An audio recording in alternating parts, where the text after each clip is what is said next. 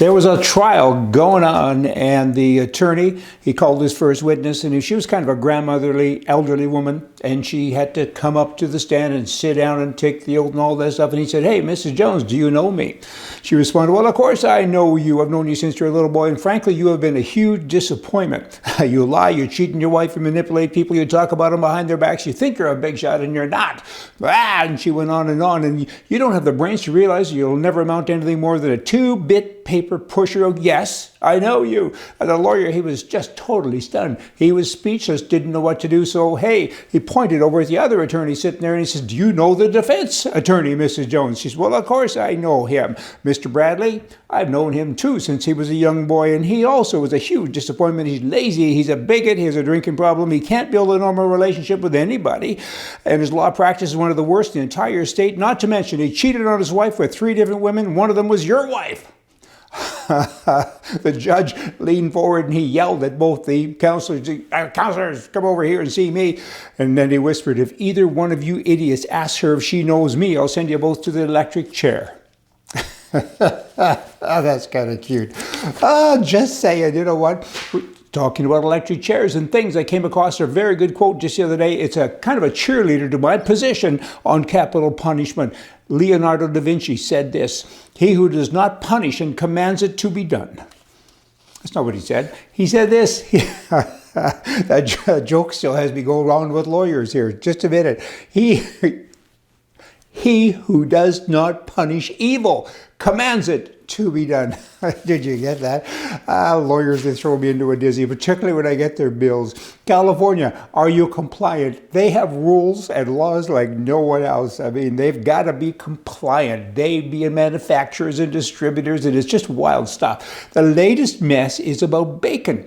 There really won't be any more bacon and eggs in restaurants in California. Do you get it? Starting on New Year's Day, 2022, which is kind of right around the corner, right?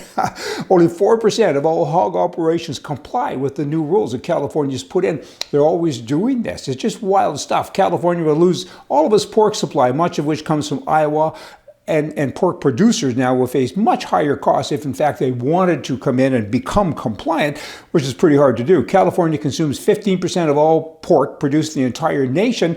They go through about 260 million pounds of pork each and every month. That'd just be the restaurants and the grocery stores. You know, if you do the changes, so says a hog farmer in Iowa, what's next? It'll cost a bunch of dough, and then they do it again and again. You give them an inch and they take a mile. Ask the people in the firearm industry, ask the people in so many other industries, and that's what happens to get to be compliant. In California, it's almost not possible, right? And so cost-wise and everything else, there's going to be no more bacon and eggs. What is wrong with these people? You know, many products won't ship to Canada either because they're not compliant because of their bilingualism. So many people, they have a box of a product, right, or with a product in it, and they say, you know, I'm not going to go put all those extra words on there and I'll lose my branding, blah, blah.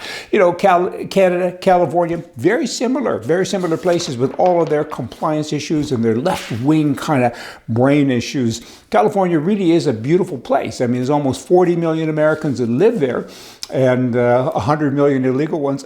No. But you know what? It's got everything except freedom. I mean, because it's the most freedom-adverse place in the entire country.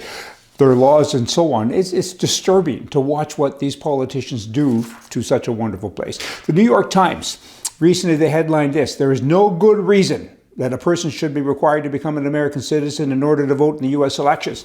Left-wing people there in the U.S. today, they're pushing hard for this. They say, you don't have to be a citizen, and how dare you ask people to prove that they are? Everybody should be able to vote. Keep in mind that these are the same people who said Trump only won because Russia interfered and voted.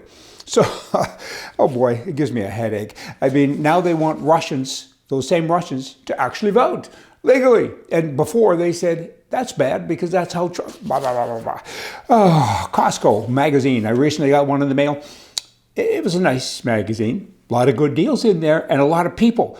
Nobody was white. I mean, they're mostly Chinese people, black people. The odd white person was kind of with another colored person, and this was in Canada actually. And what happened to all the white people? Did they get deported? Are they all in prison? Did they all give up? What happened here? Where are the white folk? I mean, should we move? Maybe we have already, and I don't even know it.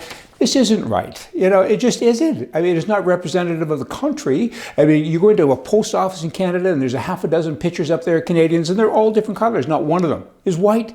It's like there's a war on white folk. What did we do? I mean, we like everybody. Certainly most of us do. I don't care about colors. And you know what? It's just somebody does. This is bad. Hate crimes, they're the real thing now with the Liberal government. I hate racists, which means I guess I'll be charged soon for doing a hate crime thing, because that would imply that I hate the government because they're racist against white folk. I don't like it. Then in Canada, still, Alberta, you've got the premier there. He's outraged over Trudeau's Senate appointment as the Banff mayor, who's a commie person. She's now been appointed as an independent senator. And Kenny says, you know, don't do that. We vote for our senators, but then it's up to you to appoint them, and you never do. But you know, you've kind of overreached here. But senators are selected by the Prime Minister, and Alberta can't compel Trudeau to pick anyone. It's kind of up to the Prime Minister, right, to do what he wants to do. But every now and again, Kenny has to flex and act like he's important and act like he's doing something for Albertans, when in fact, he is not. Gun laws in Canada. There's new gun laws out. Of course there is. Back to the California thing and the Canada thing, they're always trying to take the rights away from the good guys, the people that pass, in Canada at least, that pass background checks every day. Each and every day. U.S. as well, for that matter. New gun laws in Canada. Now, figure this out. I can take a gun to a gun range still, but now I'm unable to take it to a gunsmith unless I go to the RCMP and get a special permit. So I can go shoot my gun, but I can't go get my gun fixed. Okay. It's a gap in logic there somewhere. The good news is that I can't understand it. Okay, podcasts. We're on podcasts. That's without the video. Podcast, people listen to me. I have a face for radio anyway. When they're driving and other things, we're on Podcast Addict, Listen Notes, iHeart, and dozens of other online radio stations. Go to our website and you can download there, or of course you can go to one of those that I mentioned. We're number 1, number 2, and number 3 and 4 on many different podcasts. So have a listen if you don't want to have a view, or if you're driving and you shouldn't be looking at me. Hey, y'all come back. See ya.